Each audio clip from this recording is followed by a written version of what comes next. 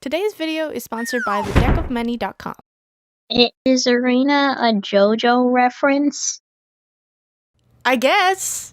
So no one in the group except Erina's player has watched JoJo, so the entire campaign we didn't get the reference. But now we do! So yes! Thank you, Internet. Though that JoJo reference is just a small sliver of who Erina is, as I'll explain in the other videos. So let's move on! Also, I suggest watching the previous part 3 video, just so you know what's going on, since it's been like 3 months. Anyway, we're in Kinora's interrogation room, where she just got away.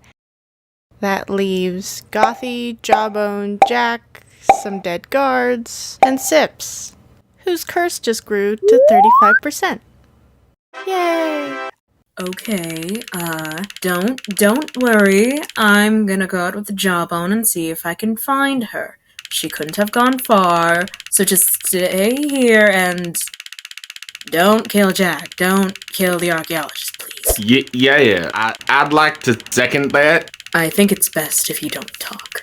Gothi then heads out on Jawbone to search for Kinora, leaving Sips with Jack.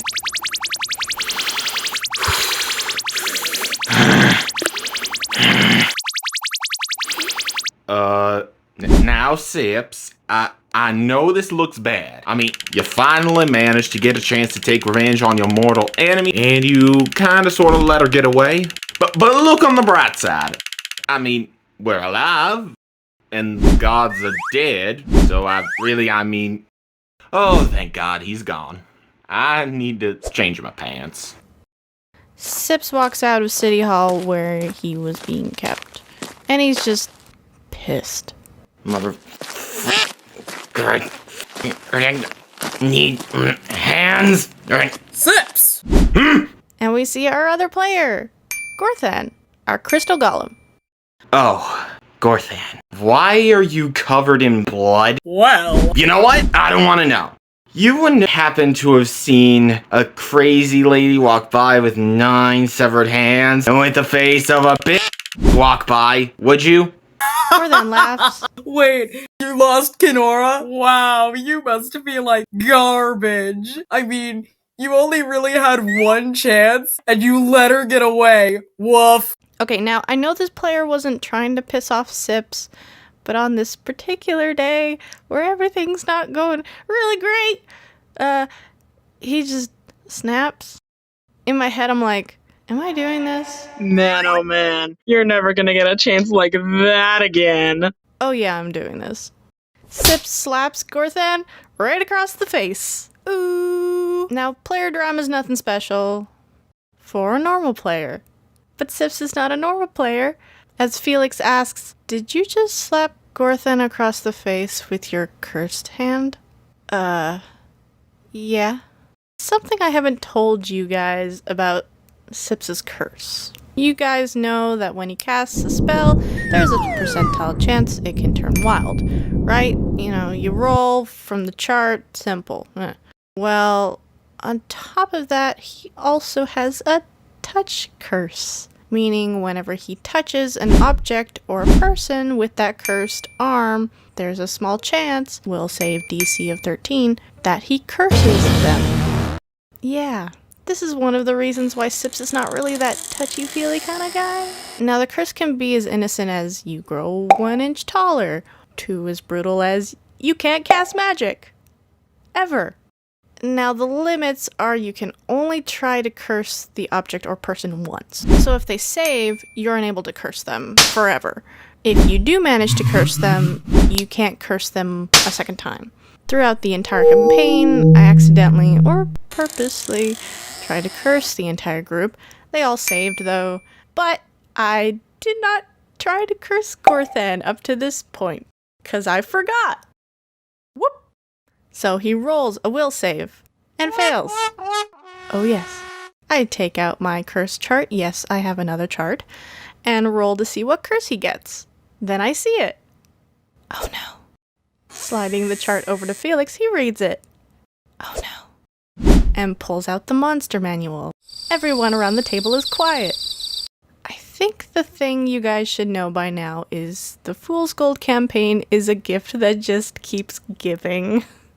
Gorthan, you feel Sip slap you across the face. No harm comes to you, since you're a crystal golem being slapped by soft crocodile monkey hands. Yeah, I moisturize.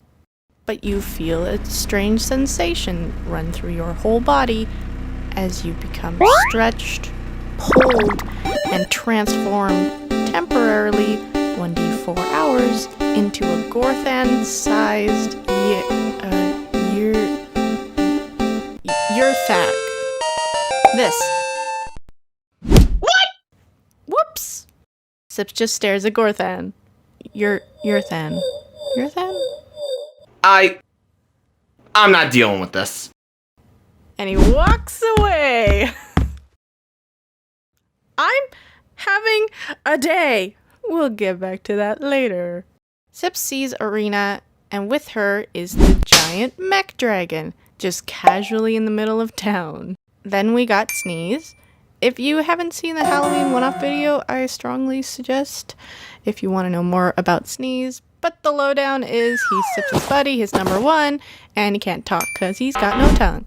But what is he? Alright, let's move on. Also with her is an NPC from Alchemist Quarry, Abby. An adorable red panda who's not only a sweetheart and a gentle soul, but also a great massage therapist who can knock you the fuck out while dislocating your joints.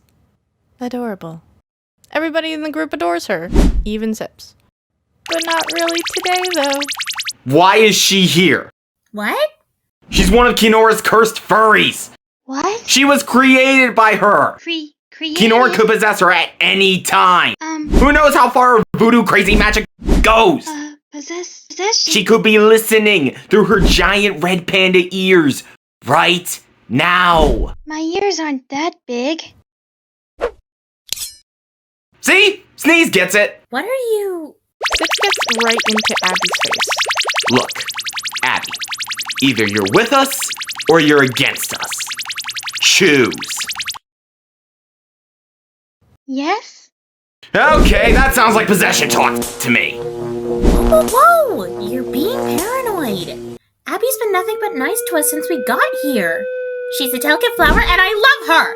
I will not stand by while you threaten this perfect creature that... Where did she go? Then just behind Erina, we hear the giant mech dragon start up and take off. While we were too distracted arguing with each other, Abby became possessed by Kinora and steals our giant metallic death machine. This thing has two massive claws dealing 8d8 plus 13 damage per claw, two lasers with 20d6, and an EMP blast with a 100-foot radius at 20d6 that stuns for 1 round. And before you ask, yes, we did use this against the Trask, and no, it didn't really help as much as we wanted. So now this death machine is being piloted by a Kinora-possessed red panda. Oh no, this is good. This is really, really good. So Kinora thinks she got away with this instrument of destruction without a hitch, till Felix and the other players remembered one thing. Excuse me. What do you think you're doing? Our other player, Julian, the spell scale, was also on the dragon, doing maintenance. Now Julian is our calm, collected, and well-knowledgeable character. He's mostly known in our group as the Crafter. He knows knowledge robotics, so naturally, he's the guy who fixes our stuff. Well, I'm afraid it's too late, old man. This dragon is mine now. Your dragon. Well, yes, I am the one driving it, aren't I? Julian pulls out a small remote, You might be the one driving it, but I own it. and Julian turns off the dragon, which starts to freefall at 10,000 feet in the air. Now you may be wondering, wouldn't you simply fly off the dragon, as no one is attached to it? Well, actually, each player has a set of big honkin' magnetic boots that allow us to stick to the dragon's metallic surface. However, you can turn off the magnetic function if you want to jump off the dragon. As Julian goes up to Abby while she's freaking out and turns off her magnetic boots, causing her to fly off to almost her death till Julian grabs her. Now there's a 1,000-ton dragon just free falling towards the fast approaching surface. A screaming red panda girl and a spell scale who don't give a flying flip. Say you're sorry. Turn this dragon right back on. I'll give you to the count of 3. Are you crazy? 1, You're going to die. 2. You're... Kinora stops possessing Abby and Ah! I'm sorry, Julian. See, was that so hard? Julian then tries to turn back on the dragon. But, you see, it takes a bit for it to start back up. Kind of like a computer warming up. Yeah, and they don't have that time. Oh crap. Well, I lived a good life. Then through all the madness, coming out of the clouds, what is that? Could it be? Is it a savior to aid our heroes? No, it's Gorthan! Gorthan? What? And before anyone can react, Gorthan rolls high enough to grab them before they plummet to their death. We're alive! What the hell is this thing? We all then see the dragon just hit the ground outside the city. They're probably fine.